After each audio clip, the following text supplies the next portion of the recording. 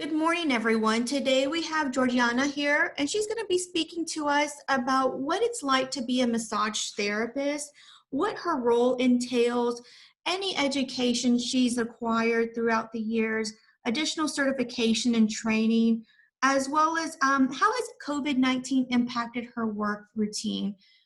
We'll speak with her about any mentorships that she has gone through, any professional rapports that's helped her develop.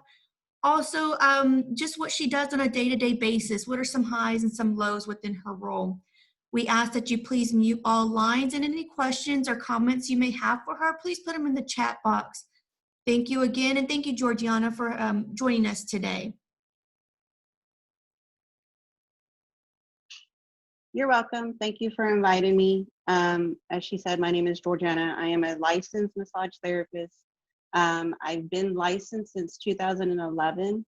I've been practicing ever since, sometimes full-time, sometimes part-time. It just depends on how you feel when you want to start out. I went to school outside of Fort Worth. There's a town called North Richland Hills. It's outside of Fort Worth. I was there for about 9 months. Whenever you look into school, they have different offers. So 9 months is about a regular routine. It's about the same time amount that you're in school. There's a quick course, which is about 6 months, but you're in school. Your time frame in school is much longer. So your day would start at 8 o'clock in the morning, but it will not end until 8 o'clock in the evening because you're learning so much in that time frame. And then there's also one where it takes about up to a year because, say you're working full time and you only go to school at night and there's only so many teachers at night. So, so after I finish school, you wait about a month and then you take the state exam, which is called the NBLEX. That is about a 200 to 250 questions, and they give you up to an hour and a half to answer. And you'll know right away whether you passed or failed. And then if you pass, you can basically start working the next day. And that's what I did. I started working the next day. My first job was at a day spa. And it was really interesting working there. And I was with them for a couple of months. And then I left because I actually started working in Arlington at the baseball stadium up there, hoping to get my foot in the door with the trainers and everything. But when you just started out massaging, it's kind of hard to get your foot into the door. So you just had to, bite the bullet with that one. In 2012, 13, I moved back home and I started going to school for physical therapy assistant because massage therapy and physical therapy intertwine.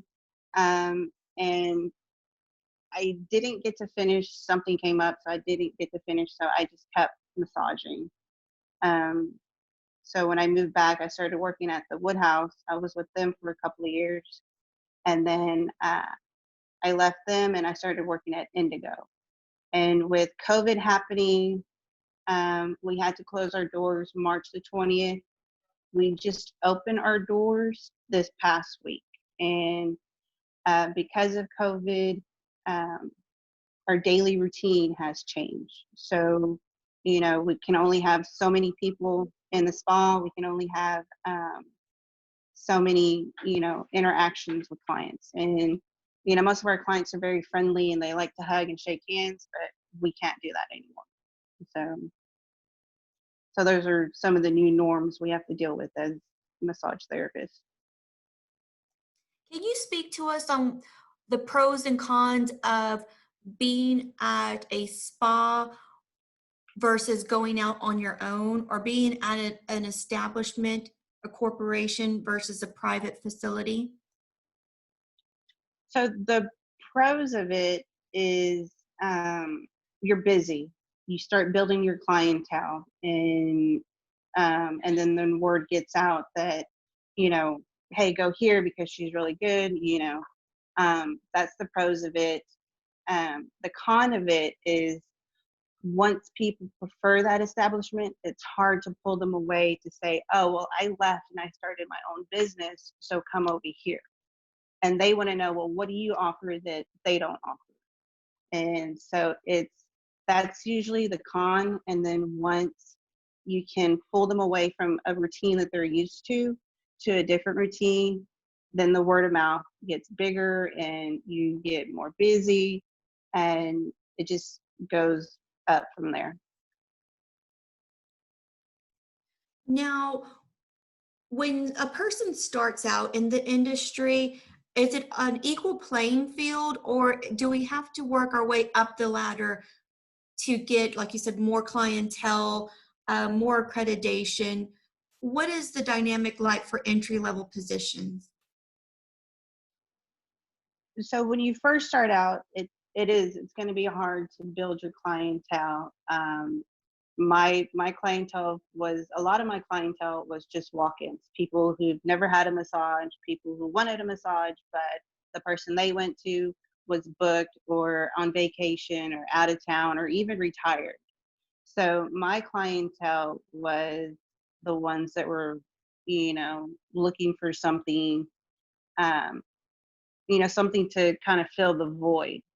And then as you know, you work on them and they keep coming, it starts building.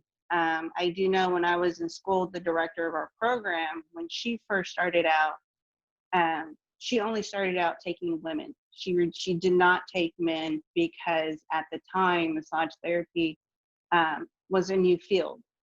So she only took women. And so when she would massage the women and they'd be like, well, my husband needs one.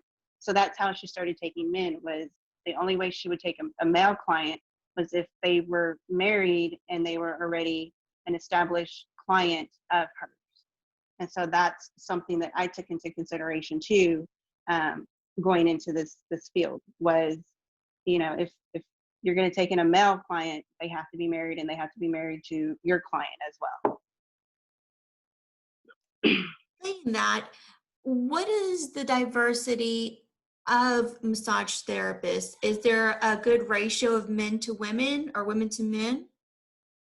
It's more women to men. I know when I was in school, it was about even when I was in school. It was about 50-50 when I was in school. Um, some of the males there were actually wanting to do it because there was another program there for personal assistant to be a personal trainer. So if you were going for the program for massage therapy, then you could turn around and go for personal trainer, and they intertwine. So the men who were there were basically doing both programs. So they wanted to be personal trainers, but they also wanted to be massage therapists to keep that clientele and keep it going and keep it building. Um, Here in Victoria, I've noticed that it's more females that are massage therapists than males. I only know of one male massage therapist in Victoria. So you say that some folks have gone so they could go into other fields. Would massage therapy be a good stepping stone if they want to move into physical therapy or into sports medicine? It is because it to me it seems like it's the first stepping stone. So you learn your muscles, you learn anatomy and physiology, you learn kinesiology, pathology, which is the studies of like diseases and infections. Um, so it's the stepping stone. You're just getting your feet wet. And then I noticed when I was going to school for PTA, um, you got more into detail with the muscles. You got more into detail with kinesiology. And so it was a refresher for me when I was going to school. Now, what about academic knowledge? You mentioned anatomy and physiology. What additional coursework should a high schooler focus on in order to excel and get into this role?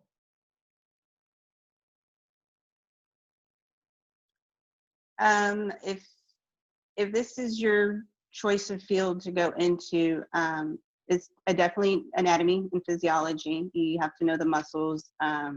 the origins, the insertions, if they're a big muscle or small muscle, um, that kinesiology, which is the study of the functions of the muscle, like why they move or how they move. So I know the high school actually is offering something similar to that. My son is in AP biology. If he's a junior, then he'll be able to go into AP science, which is the anatomy and physiology. Um, and I think he'll be able to get a college credit for it if I'm not mistaken. But so that's one area, and it'll help knock out your hours, because in the state of Texas you need 500 textbooks hours, which is where you go to school, and if you're in school for, you know 5 to 10 hours, it knocks those hours off. And then you need, I think I did 50 hours of an internship where you practice at a spa, and you tell them you need to do your intern hours so that you can get your license and everything. And I think I had to do 50 hours. Now, what about extracurricular activities? What do you recommend that they get involved with while they're in high school? Um, in the athletic department, be like a personal trainer. Go to the football games, basketball games, track, and just you know talk to, if they have a personal trainer, talk to the coach and find out, hey, do you have somebody who does massage therapy? Do you have, somebody who can show me, certain ways to help, stretch the body and help? Because I think the high school here, East and West, have it where they have a personal trainer. Thank you so much. Now, what about soft skills? What soft skills do you recommend a student really improve on or work on in order to get into the role? Mm, they could probably talk to other massage therapists, and tell them they how they came about doing it. I came about doing it because my grandma was diabetic, and she always wanted me to massage her feet because she started getting neuropathy in her feet. And when you massage your feet, it helps increase that blood flow. And so I would do it, and she would always tell me, "Oh, you have such soft hands. You should do this for a living." And I always laughed it off and ignored her. And then one day I decided to. So uh, that's how I, you know, started looking into it and wanting to do it, and just talking to other people and asking other massage therapists. When I was in high school, I was a freshman, and this girl was a senior, and she was actually looking into being a massage therapist. And she was actually our massage therapist when I played soccer. So she would like massage our legs or massage our arms after, a rough practice, or even after a long game. She would sit there on the bus and she would just massage us for hours until we felt better. A question we have is, could a person with disabilities become a massage therapist? Are there any modifications? Yes, from my understandings, there is a person. His name is Travis Winsky. He is legally blind, from my understanding, and he is a massage therapist. What So additional I don't think modifications could be implemented for someone with a disability? to become a massage therapist. Yes, ma'am. Um, Or is that just person specific? I think it's a person specific. I I don't think I had anybody in my class with disabilities. I did have two people who spoke Spanish, so obviously when the teacher would teach, she would have to set aside so much time to teach the other two kids in Spanish or bring in a translator to teach.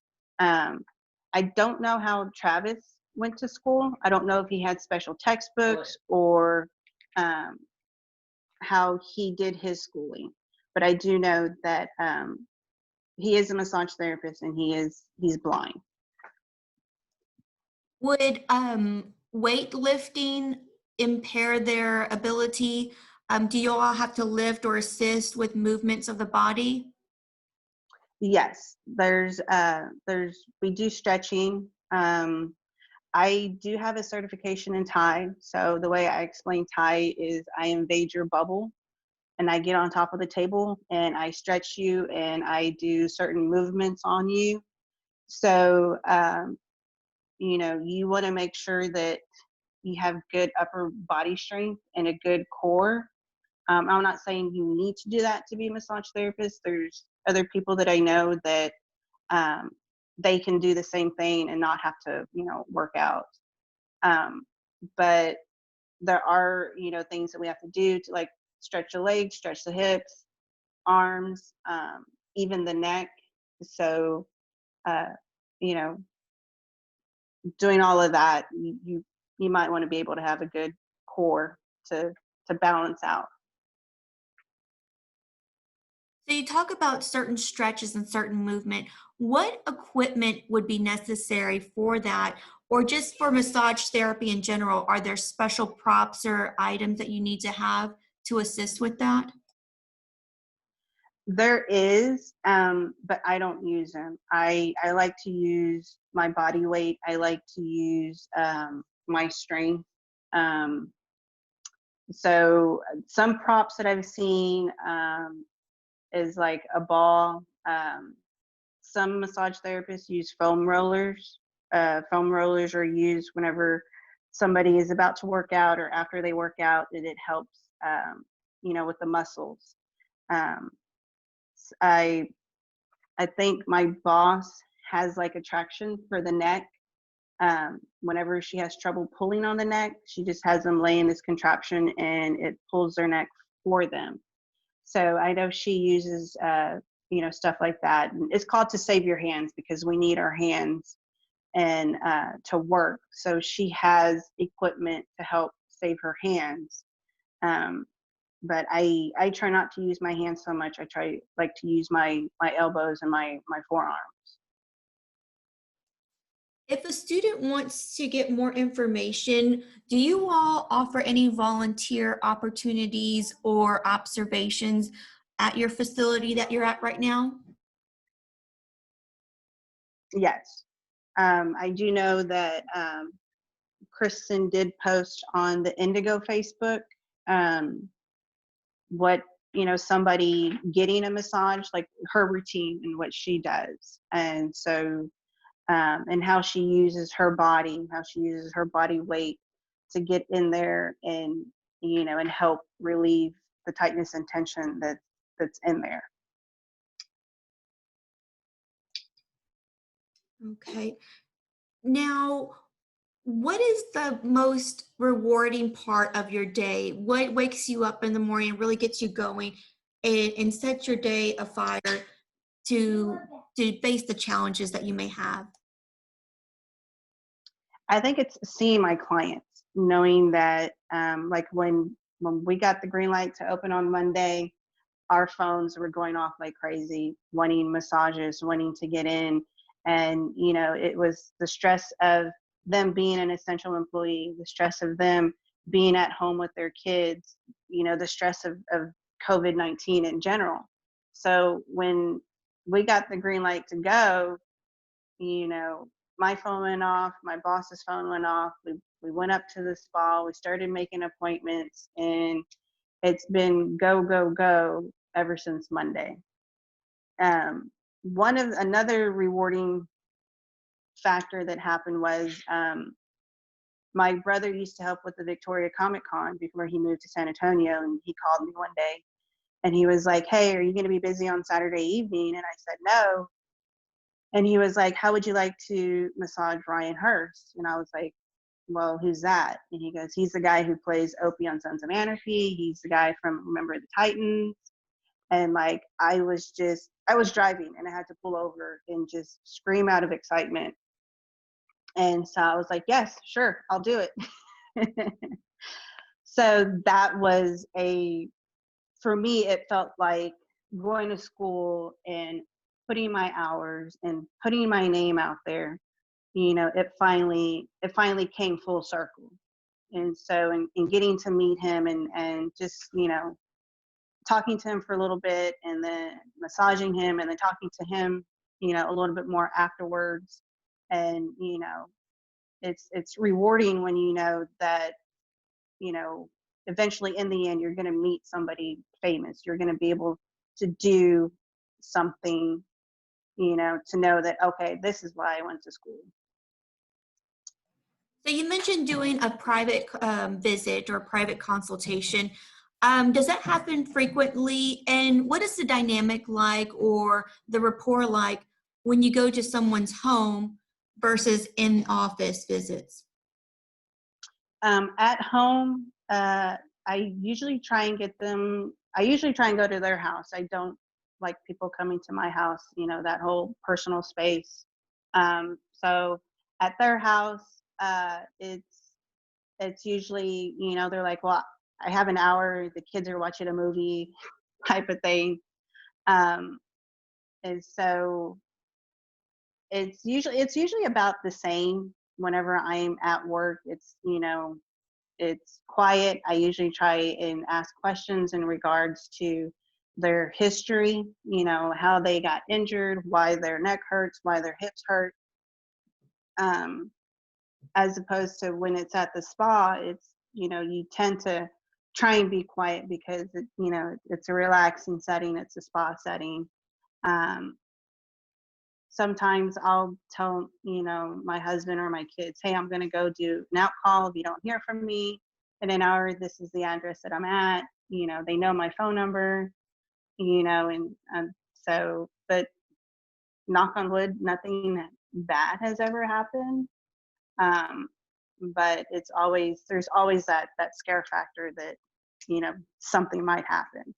But out calls are usually people that I know. I don't do, you know, fresh clients. They have to come to the spa a couple of times before I can do an out call.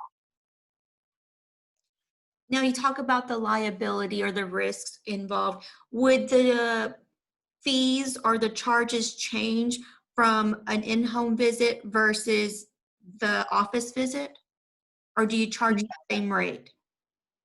No, it would change. An out call visit would change because we're having to load our table and and use our gas to go there. I do have one friend.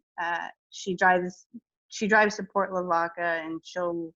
I think she charges like an extra $25 to drive out to Port Lavaca, plus the fee, plus the massage. So so she does that. I usually try and stay in Victoria only because I have 3 kids and I need to stay close to them. So you mentioned family. Would massage therapy allow for a good work-life balance for someone who does have kids or someone who is trying to seek going back to school, or just any of the hiccups that occur with work and balancing the life outside of work?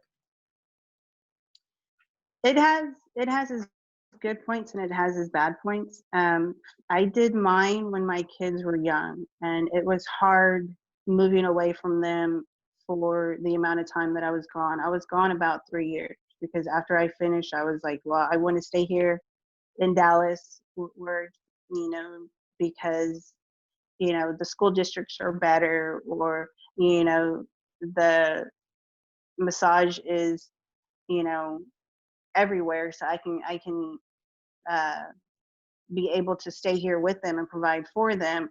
But you learn really fast that you can't really be away from your kids, and things happen, and you have to come home and tend to them and take care of them. So um, there's a sacrifice of being away from them, but in the end, you know, it's rewarding because now you can provide for them. You can, you know, be here for them and, you know, help them with their schoolwork and everything. One last question before we go. What words of advice or encouragement would you offer to a high schooler that may be seeking this role or this opportunity? And, you know, as anybody does, they might lose sight of the target with outside influences or peer pressure. What words do you have for them? Just keep following your dreams, just keep following your heart. And if those people are being negative influence, then honestly, you don't need those people in your life.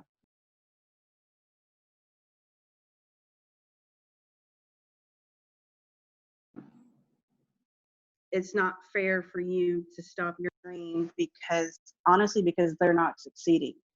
If you're succeeding and you're hitting goal after goal after goal, just keep going. Don't stop, you know. And you'll eventually know who your true friends are and who your true support system is once you keep going.